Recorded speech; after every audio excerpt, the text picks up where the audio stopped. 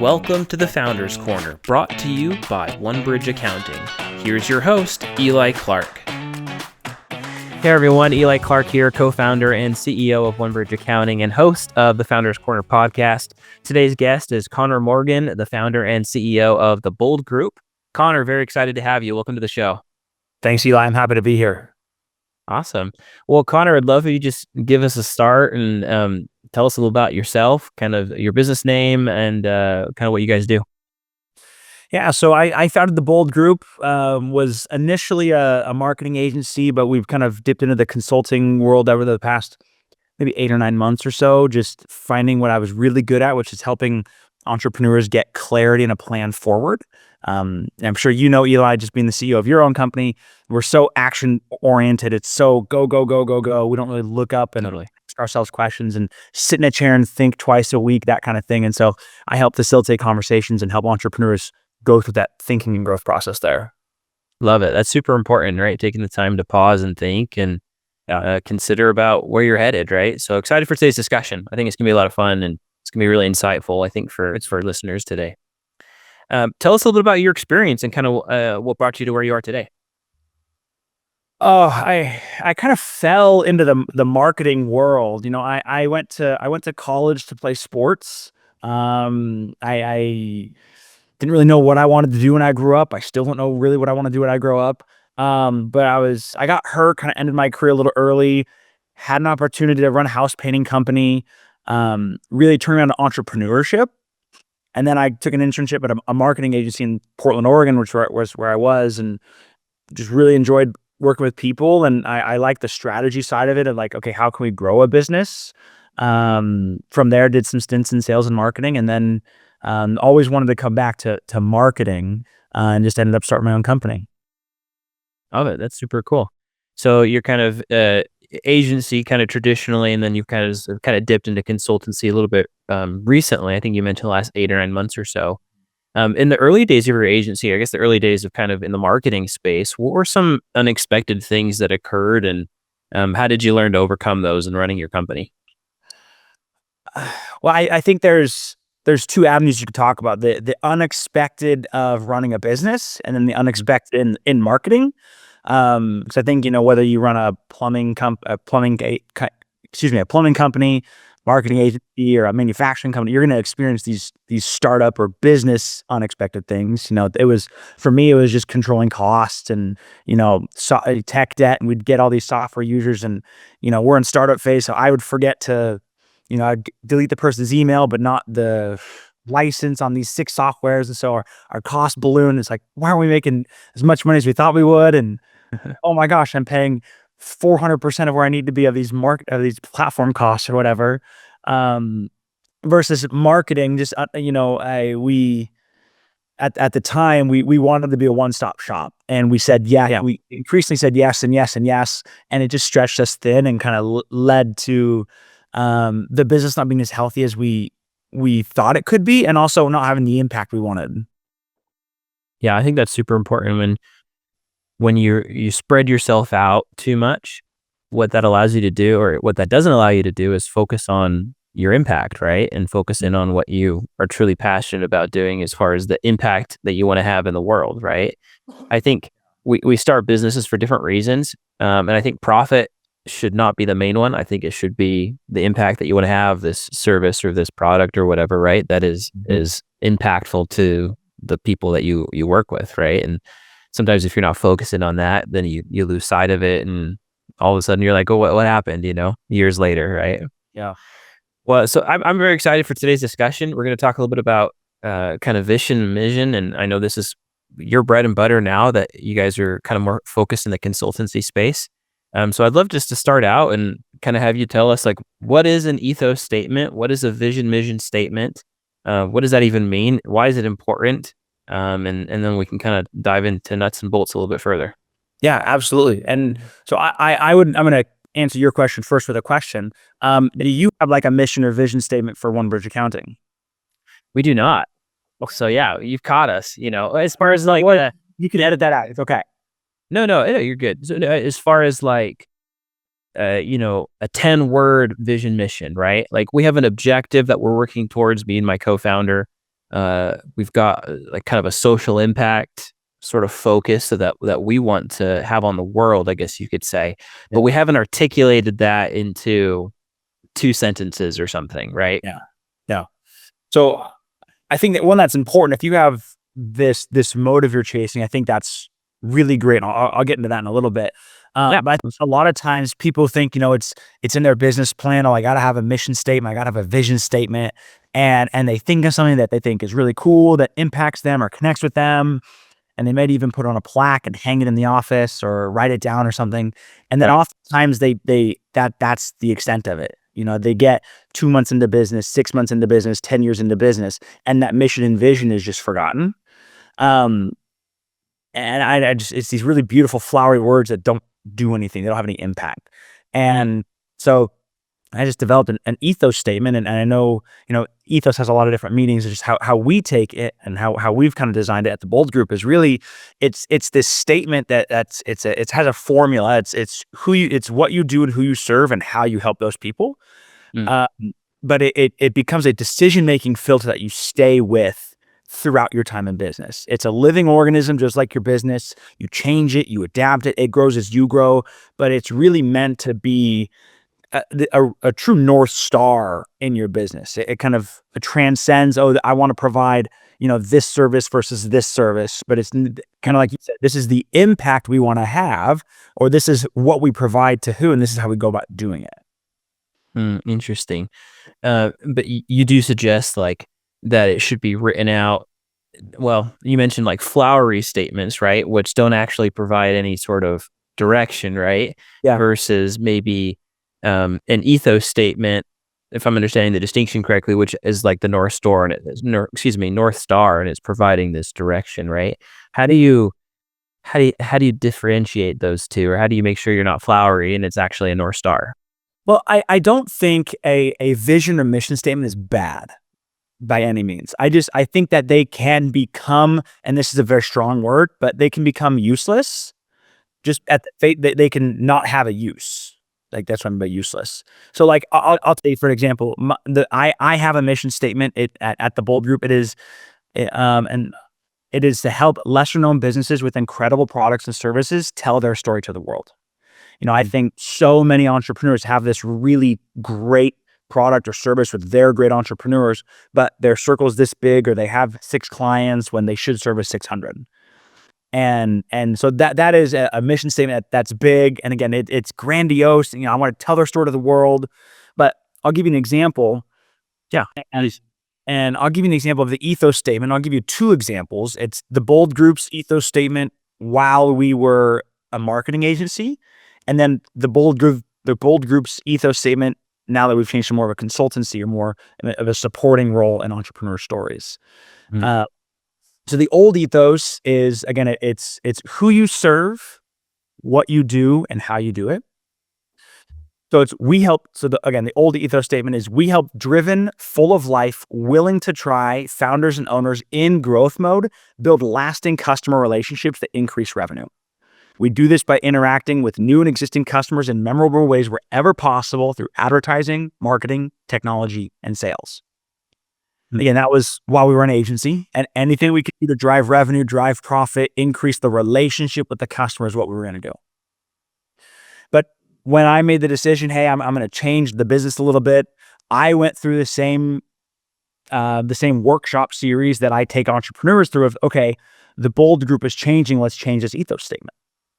So really, where that came out to now is, you'll notice we help the same people. So we help driven, full of life, willing to try founders and owners in growth mode gain clarity and direction on the vision of their business. mhm, Excuse me, direction on the future of their business. mm. We do this by guiding them through structured conversations that refine their vision, sharpen their positioning, and create actionable roadmaps for growth. So very much a, big picture, but very actionable. Hey, this is what we do. Yeah. I think that action is key or is important, right? And it's not just about like this is what we believe or this is our impact, but it's like this is how we achieve that impact or this is how we execute on that belief, right? Or this assumption about the market, right? Yeah, or like that. So you mentioned kind of walking through kind of structured conversations to help people develop these ethos statements. Can you give us just kind of a sample of what that looks like? How does somebody who's listening to this show today, if they want to start working on maybe a structured thought process or a structured conversation with themselves or their team, how can they get started kind of developing that ethos statement?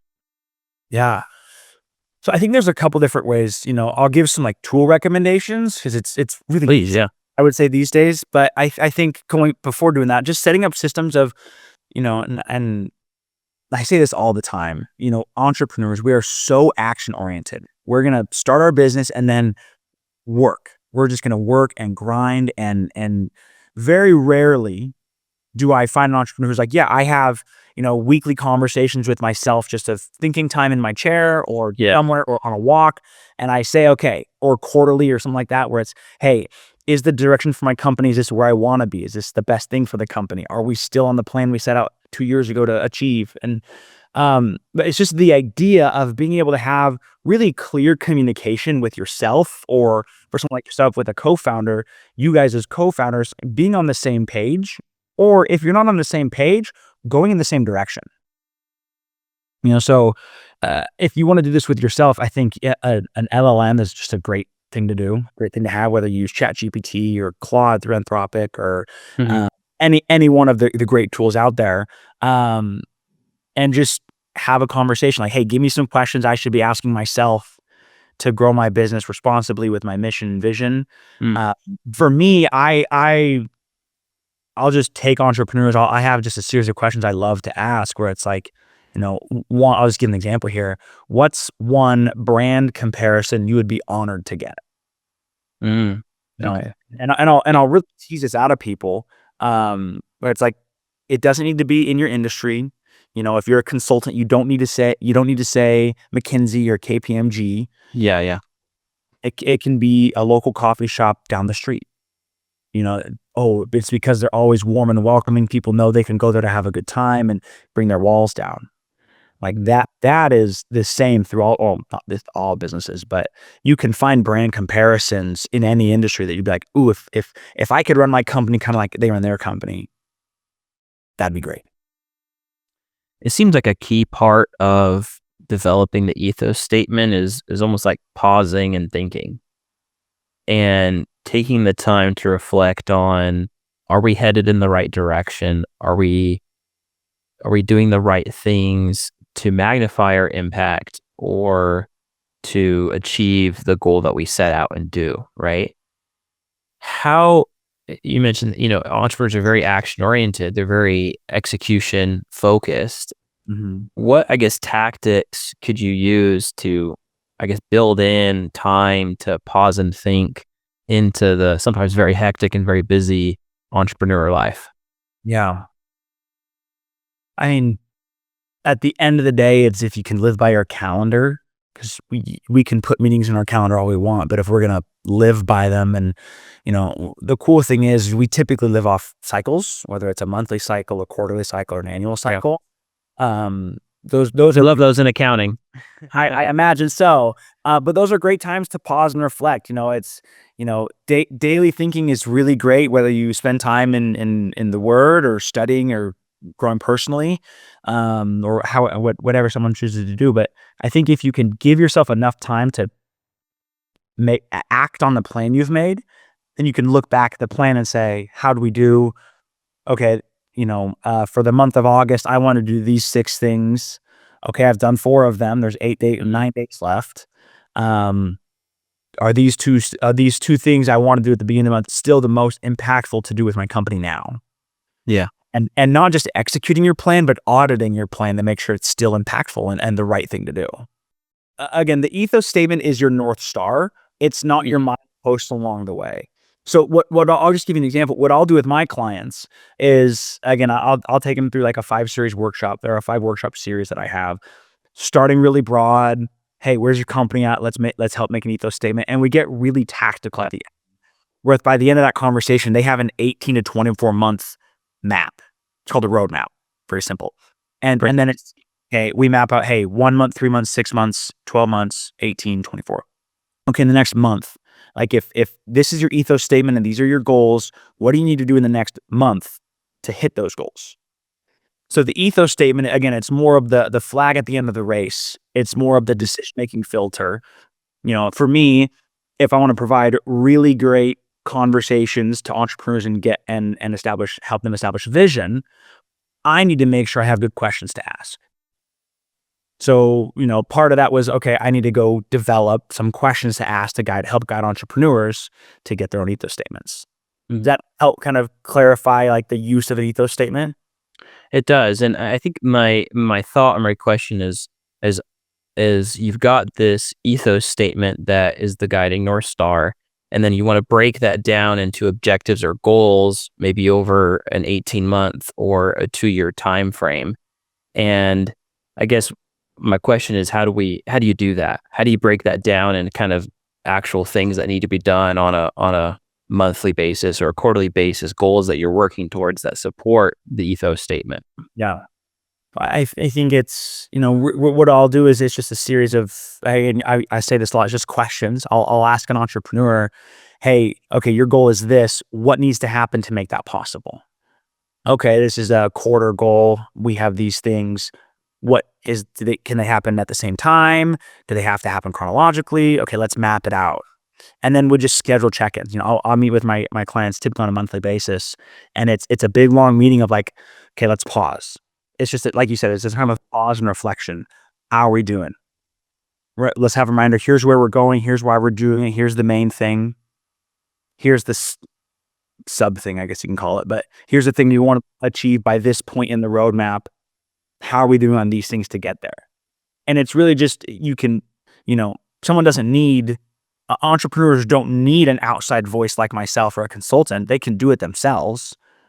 They can put on their calendar and they can build it into their quarterly planning sessions or their monthly review sessions or however they want to do it. It's just a matter of, abiding by that. And a lot of times is, because entrepreneurs are so action oriented, that stuff gets drowned out. Like, oh, I don't need to go think for an hour and a half. I need to get this really important task done for an hour and a half.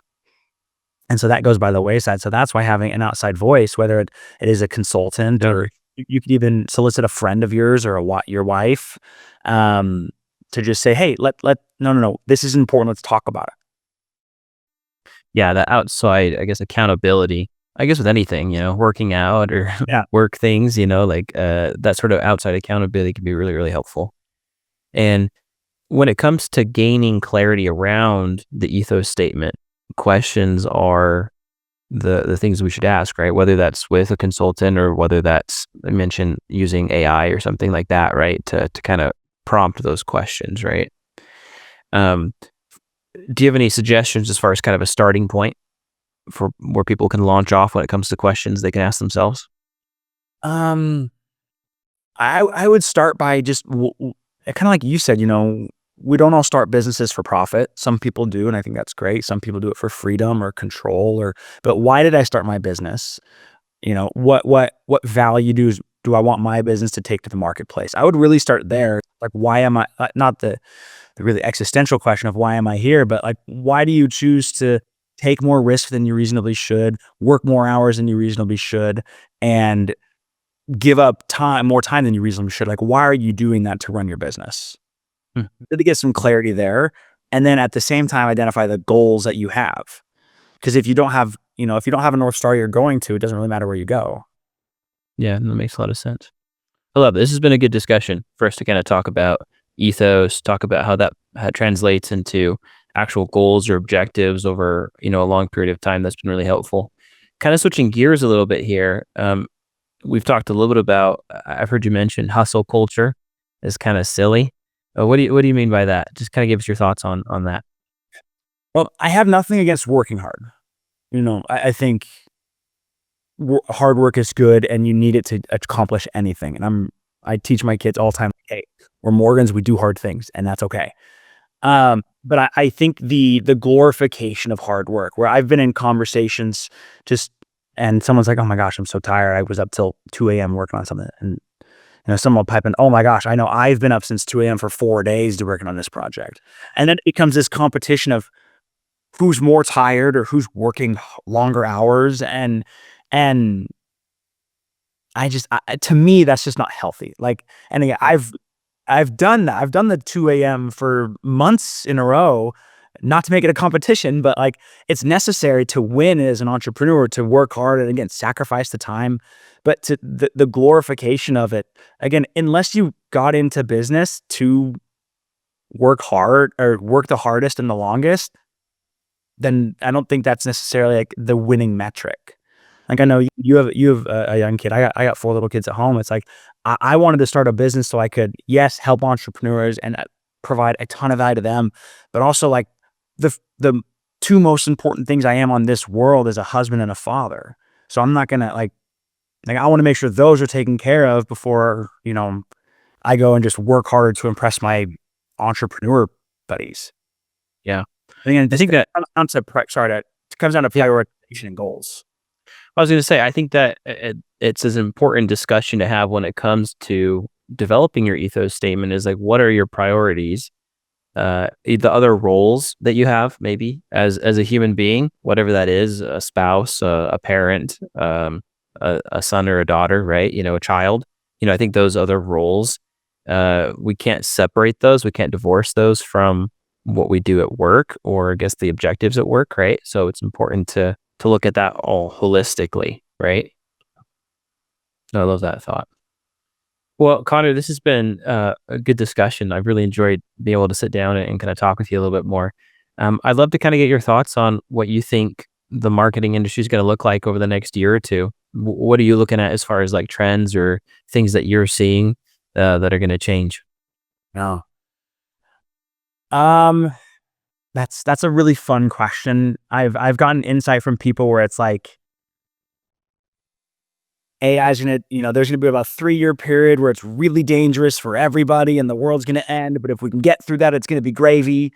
And then there's people, and there's just so many different opinions out there. I think the more tech savvy you can be, the better. The more, AI you can implement in your business, the more automation you can implement in your business. I'm starting an automation company over here to just provide some more value to older entrepreneurs. And it's 68% of businesses have already implemented high level automations into their business. So if you're not staying current, you're falling behind. But I'm a huge believer that AI is going to be a great supporting role for marketers or entrepreneurs. I think it's a lot like the internet. The internet didn't take over people. Yes, it got rid of some jobs, but it created some more. But people who are on top of trends and working hard and treating people right, using the most current tools are going to win. Yeah. So staying on top of, I guess, technology and staying on top of what's coming up, right, is super important. Love that. I'll append that just one little bit. I think staying on top broadly of technology, I don't think an entrepreneur needs to implement the newest, shiniest toy, the newest AI technology into their business every single time something new comes out. I think that can lead to distraction and a lot of lost momentum. Yeah, that's key, right? Being again, we talk about ethos, right? Being focused on the goal, right? Always on that North Star. So, Connor, if people want to get a hold of you, where can they find you? You can find me on LinkedIn, Connor Morgan. It's bold.com, ITSBOLD. That's kind of under construction right now, so it's just a really pretty landing page. But I really try not to be active on social media. Again, just as I'll give it all my time, and again, I want to be present for my family. So LinkedIn and my email, Connor@itsbold.com, are the best. Well, Connor, it's been great having you on the show. Thanks again so much for coming. I appreciate it. Yeah, you betcha, Eli. Thanks for having me. Thank you for joining us in this episode of The Founders Corner, the podcast series for marketing firms and agencies looking to learn and level up their business. You can check out more podcasts and other content from OneBridge Accounting by following the links in the show notes. At OneBridge Accounting, we're all about helping marketing and creative firms organize their finances, maximize their profits, save cash, and automate their accounting and finance functions. Check out our other resources and subscribe wherever you listen to podcasts.